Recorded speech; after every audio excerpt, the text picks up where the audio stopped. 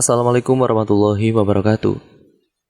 Kembali lagi bersama saya Adi di channel Ngulik Sejarah. Dan pada video kali ini, saya akan kembali lagi membacakan suatu kisah misteri yang kali ini berjudul Ziarah di Makam Keramat. Jadi cerita pada kali ini merupakan ada satu kisah dari narasumber ya teman-teman, yang sudah mengirimkan ceritanya kepada tim kami. Jadi bagaimana ceritanya? Kalian tentunya penasaran kan bagaimana ceritanya? Yuk kita langsung saja menuju ke ceritanya. Mari kita simak ceritanya baik-baik. Persiapkan diri kalian ya, karena ceritanya akan segera saya mulai.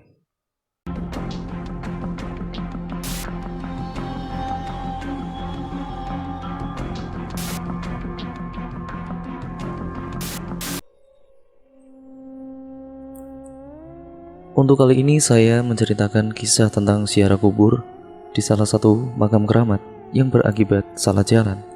Cerita ini dari salah satu narasumber, sebut saja namanya Arya.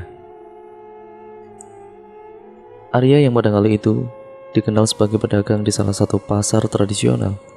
Dia mempunyai teman, sebut saja namanya Angga. Dengan usaha yang Arya geluti di pasar dengan membuka toko pakaian, dia memiliki banyak saingan. Hasil yang didapat dari usaha yang dilakukannya ini sangat sedikit. Usaha tanpa adanya bantuan tidak akan berkembang usaha itu. Itu pemikiran dari para pedagang yang lebih memilih meminta perewangan daripada berikhtiar, berdoa kepada Sang Pencipta agar diberikan kelancaran dalam berwirausaha. Area yang berjualan pada kali itu yaitu berjualan pakaian di salah satu pasar tradisional. Waktu itu tokonya Arya sedang dalam keadaan yang lumayan rumit. Hasil dari penjualannya dalam kurun waktu 3 bulan memang dirasa hasilnya sangat terbatas. Arya ini banyak mengeluarkan modal, sementara hasil yang didapat ini tidak sebanding dengan modal yang dia keluarkan. Dengan keadaan yang seperti itu, lama-lama Arya bisa bangkrut. Arya yang memang akrab dengan Angga, dia pun menanyakan, "Ada nggak tempat yang bisa saya datangi agar saya bisa mendapatkan kesuksesan dengan usaha yang saya tekuni ini?" Angga yang mendapatkan pertanyaan itu, ya dia lantas langsung menyarankan agar Arya datang ke salah satu tempat makam keramat saja. Makam keramat itu ternyata banyak dikunjungi oleh orang dengan tujuan agar apa yang diharapkan itu bisa tercapai. Banyak juga pedagang yang datang ke makam keramat itu meminta agar dagangannya laris manis dan bisa berkembang lebih baik lagi. "Kamu datang aja ke makam keramat itu, karena yang saya dengar dari beberapa orang yang sudah pernah datang ke makam keramat itu, lewat beberapa informasi, makam itu bisa membuat orang itu menjadi kaya raya ataupun sukses." Ada yang mendapatkan saran seperti itu, ia pun penasaran. "Letak makam keramat itu di mana ya? Kamu bisa mengantarkan saya ke sana tidak?" Angga pun langsung mengiyakan. "Kalau kamu memang kepingin ke sana, saya akan antar kamu." Letak makam keramat itu di sebuah desa yang lumayan jauh dari sini. Kalau mau ke sana, sebaiknya di hari Jumat Kliwon atau datang 3 hari sebelum Jumat Kliwon. Kita datang ke sana, kita nginep di sana. Namun untuk lebih baiknya, dari beberapa informasi yang saya dapatkan, kebanyakan orang itu menginap di sana dari hari Selasa, Rabu, Kamis, dan mereka keluar di hari Jumat pagi. Rata-rata mereka yang sudah nginep di makam keramat dan juga berziarah, mereka itu pasti pulangnya itu bisa sukses. Arya yang sangat penasaran dengan makam keramat itu, tanpa pikir panjang dia itu meminta Angga untuk mengantarkannya esok pagi. Singkat ceritanya, perjalanan yang mereka tempuh menggunakan sepeda motor kurang lebihnya 1 jam. Hujan yang mengguyur mereka di perjalanan tidak membuat Arya membatalkan keinginannya. Sesamanya di sana, Arya dan juga Angga langsung menemui juru kunci makam keramat tersebut. Arya yang menjelaskan keinginannya agar apa yang menjadi hajatnya itu bisa terwujud. "Saya datang ke sini agar usaha yang saya geluti di pasar itu bisa laris, Bah. Ya karena sekarang ini toko saya itu keadaannya sangat sepi pelanggan, apalagi juga banyak pesaingnya. Saya kepingin usaha saya itu lebih maju dari mereka semua, bisa lebih baik juga. Ya syukur-syukur usaha saya bisa berkembang sangat pesat dan saya bisa menjadi orang kaya. Dari juru kunci itu, dia menyarankan kepada Arya tentunya agar dia mulai menginap di malam Rabunya sampai malam Jumat. Dan tidak lupa juru kunci, ia menyarankan agar Arya itu berwasilah atau berdoa di makam keramat itu sesuai dengan keyakinannya. Udah, besok kamu datang lagi ke sini, tepat di hari Rabu dan juga malam harinya. Kamu menginap di sini. Baik, Mbah. Sebelumnya saya minta maaf. Yang harus saya bawa itu apa saja ya, Mbah? Kamu itu cukup bawa berbagai macam sesaji, mulai dari kembang 7 rupa, dupa, maupun kemenyan. Sampai singkat ceritanya, Angga yang setiap menemani Arya datang ke makam keramat itu dengan berbagai sesaji yang dibawanya. Arya, sekarang kamu boleh ke makam itu. Kamu berdoa di makam tersebut, dan semoga Allah mengizinkan apa yang menjadi hajatmu bisa terkabul. Arya mulai kemudian melaksanakan apa yang disarankan oleh juru kunci itu. Dari mulai berdoa di depan makam keramat, sampai memberikan sesaji di makam keramat itu. Waktu itu ternyata bukan Arya saja yang bersiara. Banyak orang yang berdatangan dan berdoa di depan makam tersebut. Dalam waktu 1 malam, Arya tidak mengalami hal-hal mistis atau kejadian aneh. Sementara Angga yang mengantar Arya diminta agar dia menjemput di hari Jumat paginya saja. Di malam keduanya, dengan membaca doa-doa dan hajatnya dibacakan terus-menerus sampai Arya tertidur. Nah, di dalam tidurnya ini, Arya seakan-akan ada orang yang membisiki agar dia menggunakan sesuatu benda yang sebenarnya benda itu sudah ada di rumahnya Arya. Tepatnya di dalam lemari kayu, benda itu adalah pemberian dari sang kakek. Arya yang tersadar dari tidurnya itu, dia kemudian terlonjak kaget dan dia bangun. Kemudian dia duduk untuk mengumpulkan nyawanya. Tadi siapa yang membisikiku? Dan benda apa yang dimaksud oleh sosok itu? Sampai akhirnya si Arya ini ditemui oleh juru kunci dan mengatakan kalau Arya sudah boleh pulang karena hari ini sudah hari Jumat. Angga pun sudah sampai di tempat untuk menjemput Arya kembali. Arya yang terus-menerus berpikir benda apa yang dimaksud dalam mimpi itu. Setelah dia mencoba mencari tahu dan juga mengingatnya kembali, ternyata benda yang dimaksudkan itu dia simpan di lemari tempat dia menyimpan baju. Benda itu berupa cincin batu akik. Cincin itu yang tadinya tidak terurus sama sekali sekarang dipakai di jari tangannya. Dari situlah awal mula Arya mendapatkan hal-hal yang tidak terduga sebelumnya. 2 hari setelah bersiara di makam keramat, usaha yang digeluti Arya ada kemajuan. Mulai dari tokonya yang tadinya sepi, satu persatu pelanggan yang lama tidak muncul sekarang datang kembali. Sampai 1 minggu, penghasilan Arya itu dirasa seperti 1 bulan kemarin, dan Arya pun tidak melupakan perkataan juru kuncinya. Kalau di setiap malam Jumat Kliwon, Arya harus datang ke makam keramat itu dan memberikan sesaji. Setiap orang yang sudah pernah menginap di makam keramat itu, 3 kali kunjungan ke makam barulah akan dikabulkan permintaannya, namun tidak untuk Arya. Dia hanya cukup sekali saja bersiara dan berdoa di makam keramat itu. Di malam Jumat Kliwonnya dia langsung mendapatkan petunjuk. Berkat ziarahnya, usaha yang dijalani Arya sedikit demi sedikit mulai ada perubahan. Singkat ceritanya, sudah ke-4 kalinya Arya bersiarah ke makam keramat itu dan sudah tidak lagi didampingi oleh Angga. Tidak hanya Arya saja, banyak orang yang bersiarah ke makam keramat itu demi kelancaran usaha yang mereka jalani. Setelah mendatangi dan juga berdoa di makam tersebut, malam harinya Arya didatangi oleh sosok kakek tua yang memakai sorban di kepalanya. Sosok itu berkata, "Teruslah datang ke makam ini dan meminta kepadaku. sampaikan semua hajatmu, dan membawa berbagai sesaji untukku."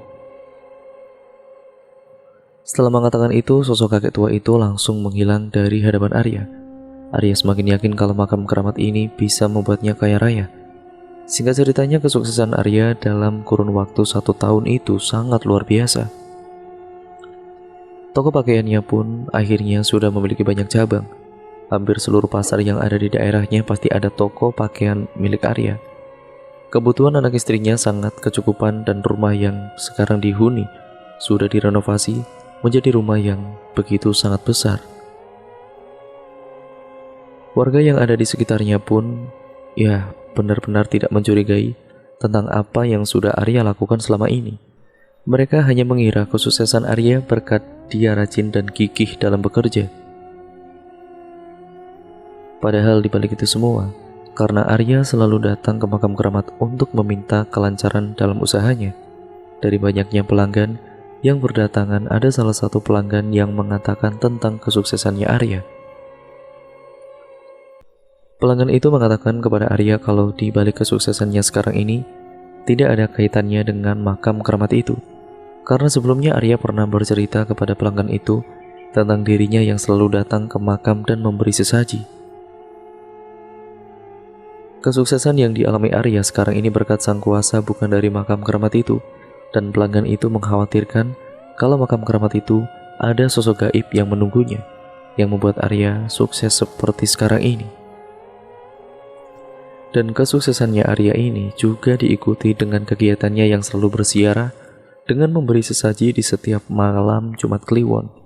Ya, semua itu membuat Arya secara bertahap menduakan Sang Pencipta karena dia selalu datang ke makam keramat itu.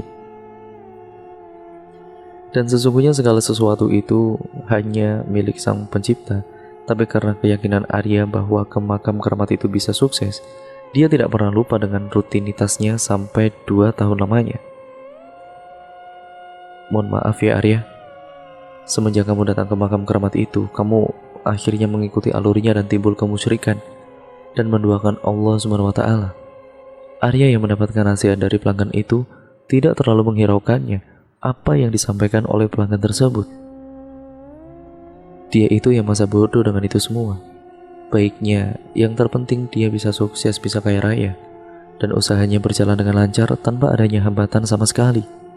Aga yang melihat perubahan dalam hidupnya Arya pun sempat kaget. Dia tidak menyangka kalau Arya akan berkunjung ke makam keramat itu terus. Sampai Angga pun menceritakan bahwa di balik makam keramat itu ada sosok yang menjelma menyerupai seorang kiai lengkap dengan sorbannya. Sosok itu datang dengan cara membisikkan setiap orang yang bersiarah di makam keramat itu. Sosok di balik makam itulah yang memberikan kelancaran dalam usahanya, tapi sesungguhnya sosok itu adalah sosok jelmaan iblis. Iblis itu yang membisiki setiap orang yang bersiarah di makam itu.